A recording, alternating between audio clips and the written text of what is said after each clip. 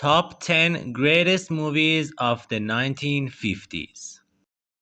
Hi everybody, this is Heydy here. I hope you are having a great time with your family and friend. Before we get down to the video, don't forget to like and subscribe for more videos. Number 10. All About Eve, 1950. A drama set behind the scenes of a particular creative industry often makes for a compelling watch, and this is the case for All About Eve. This is a film that revolves around the theater scene on Broadway, specifically focusing on the tension caused by a young actress continually stealing the spotlight from an older and more experienced one. Showbiz was cutthroat and cruel in the early 1950s, and remains that way now, ensuring All About Eve still has power as a film. It is a sharply written movie and very well acted across the board, feeling like one of those rare films from that decade that really doesn't like it's dated much at all. Number 9. Tokyo Story, 1953. At its simplest, Tokyo Story is a movie about how the older generations tend to get forgotten by the young. This makes it a sad and far from fun watch, but it touches upon a significant societal issue, showing this kind of neglect from the point of view of said elders. In this case, a pair of grandparents who visit their family and find its members too busy for them. Of the numerous great films Yasujiro Ozu directed, there is a strong case to be made that Tokyo Story is his greatest. He excelled in making down-to-earth movies that were quietly devastating and very relatable, with Tokyo Story perhaps representing the legendary Japanese filmmaker at the height of his powers. Number 8. Singing in the Rain, 1952. 25 years after talkies became a thing, all the way back in 1927, Singing in the Rain told the story of how Hollywood went from silent movies to films with dialogue, doing so in a comedic and tremendously entertaining fashion. It also told this story in a musical format, with the film's charm and technical brilliance in turn making it one of the greatest musicals of all time. Number 7. Vertigo, 1958. Ask many people what the greatest Alfred Hitchcock movie is, and there's an admittedly good chance they'll say Psycho. But if they don't pick Psycho, they're likely to select Vertigo, which might well be the great director's most ambitious and perhaps most personal film within his sizable body of work. Its plot centers on a retired private detective who's asked to do a personal task for a friend of his, only for the ex-detective to get too engrossed in the case and mysterious woman at the center of it all. It unfolds patiently but in an unpredictable manner that still feels surprising. Even when watched decades on from release, simply put, psychological thrillers don't get a whole lot better than this film. Number 6. High Noon, 1952. Just as Singing in the Rain is a musical that even non-musical fans will enjoy, High Noon is the rare western that's easy to recommend to anyone, even those who don't like westerns. It plays out in almost perfect real time and has a naturally suspenseful story about a sheriff preparing to confront a man he once imprisoned, given this man is due to arrive back in town at noon. The film follows the sheriff trying and failing to get everyone to help him, before eventually accepting that he'll need to go into this inevitable showdown alone.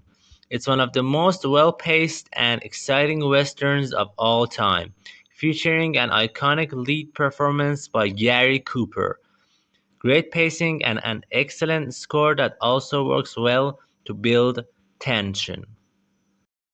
Number 5, Ikiro, 1952. Ikiro is not the only great Akira Kurosawa movie released in the 1950s, as a future entry will show, but it was one of his best, not just of the 50s, but of his entire filmmaking career. It centers on a bureaucrat who learns he's terminally ill, at which point he decides to reconsider his values and do some good in the world before he ultimately passes away. As it's a film that deals with death in an uncompromising manner, it can be a heavy watch, but Ikiro is thankfully also life-affirming and quite inspiring for those still living who may watch it. It's old enough now that just about all involved have likely passed away, but its message lives on, extending beyond the lifespan of the people who worked to achieve Kurosawa's vision, and as such, it's the sort of film that's testament to the legacy of art in general. Number 4, Sunset Boulevard, 1950. For as great as All About Eve was as a 1950 drama about the cost of being famous and the bitter reality of being an actor, Sunset Boulevard might well be even better. It's inarguably darker too, taking a film noir approach to its story about a struggling screenwriter forming a strange relationship with a lonely actress who used to be a star during the silent era. It's also interesting how different it is from Some Like It Hot tonally. Billy Wilder directed that film at the end of the 1950s and directed Sunset Boulevard at the start of the same decade. It is genuinely shocking how effective Sunset Boulevard remains as a film, more than 7 decades on from its initial release, and it does deservedly stand as arguably the greatest film noir movie of all time. Number 3, On the Waterfront, 1954. Before On the Waterfront, actors acted a certain way on screen. After On the Waterfront, things changed. Marlon Brando essentially revolutionized what a lead actor in a film could do within a runtime of less than 2 hours. His performance here genuinely is one of the absolute greatest of all time. He plays a man standing up to corrupt union officials who work on the docks, with the story here being a riveting and hugely emotional one.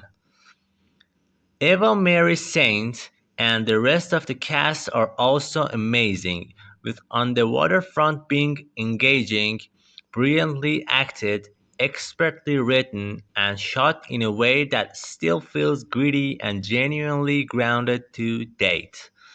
It was one of the best movies of 1954 and still holds up tremendously well to this day.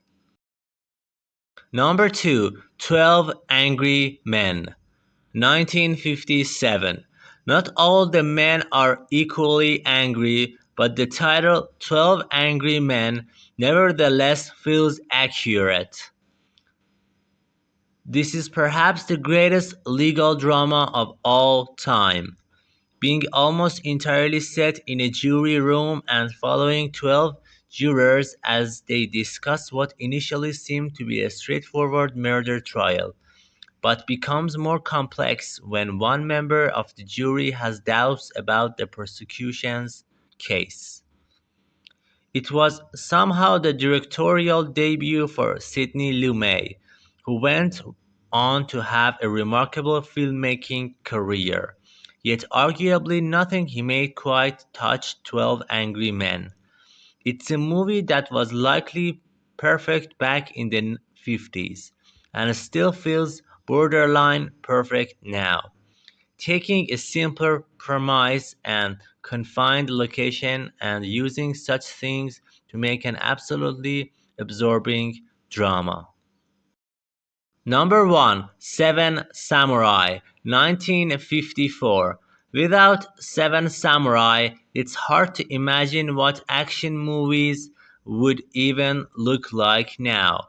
In the 2020s, this classic samurai film established many tropes and traditions of what viewers now recognize as the action genre, perfectly telling an epic story about townspeople hiring seven warriors to help defend their town against bandit attacks.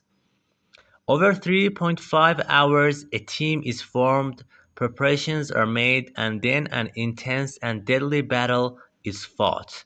It's directly divided into three distinct acts, but the formula works and was understandably influential. Yet despite that influence, very few action-adventure movies have ever come close to being quite as thrilling as Seven Samurai. Ensuring this, Akira Kurosawa deservedly stands as the first greatest film of the entire 1950s.